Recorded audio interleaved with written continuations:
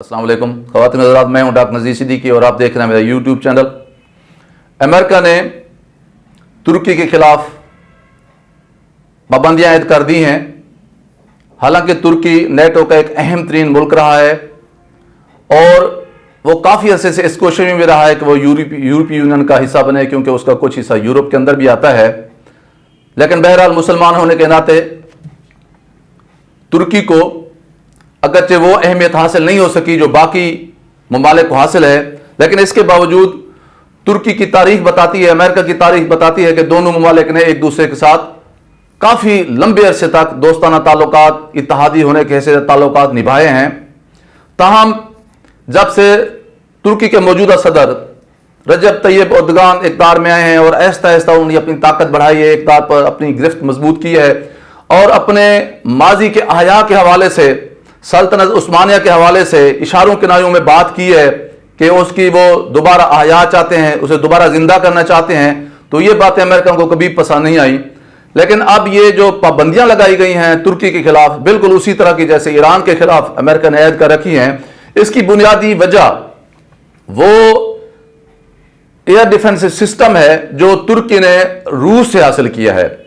इसका नाम है S-400 anti aircraft missile system या anti aircraft air defence system, जो बहुत ही जदीद तरीन सिस्टम है।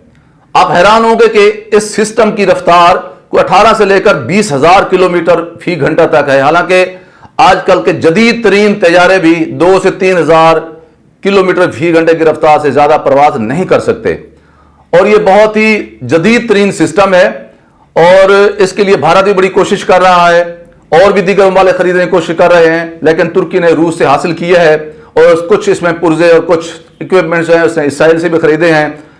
इस पर पहले तो नेटो ने, अमेरिका ने तुर्की से एहतजाज किया है कि आप ये सिस्टम ना लें, लेकिन बहरहाल तुर्की ने अपने कौमी मफादात, कौमी ज़रूरतों के पेश नज़र ये सिस्टम ले लिया है।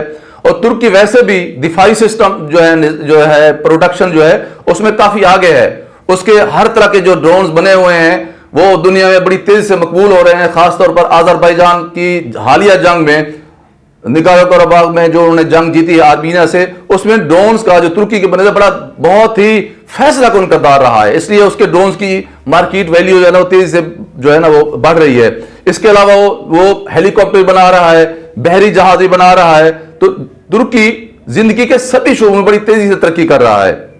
लेकिन अब अमेरिका की तरफ से ये जो पाबंदियां आयद की गई हैं इस पर तुर्की ने शदीद एहतजाज किया है और इसे अपनी खुद मुख्तियारी पर अमेरिका की तरफ से एक हमला करार दिया है। हालांकि तुर्की समझता है कि एक इत्तेहादी के ऐसे से ये अमेरिका की को जेब नहीं देता कि हम पे पाबंदियां लगाए, हम आज़ाद मुल्क हैं। हद तो यह है कि रूसी वजीर खारजा सरगई लावरोव ने इसे अमेरिका की इश्तियाल अंगेजी, तकब्बुर, अकड़ और लाकानूनियत का नाम दिया है।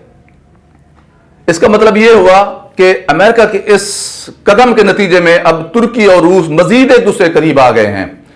इस सिस्टम की वजह से अरबों को और इसराइल को बड़ी तकलीफ है।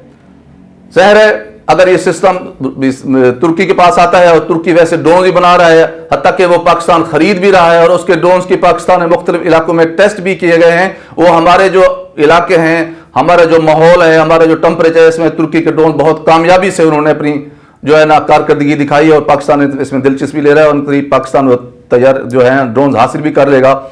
इसी तरह बाकी जो हैं जो हम हेलीकॉप्टर खरीद रहे हैं तुर्की से, और तुर्की ने हमें यकीन दिलाया है चाहे अमेरिका की ये पाबंदियां लग भी गई हैं इसके बावजूद जो हमें हेलीकॉप्टर उसने देने हैं वो बना कर देगा, क्योंकि उसमें अमेरिका के कोई पुर्जे वगैरह जो है ना नहीं लगे होते।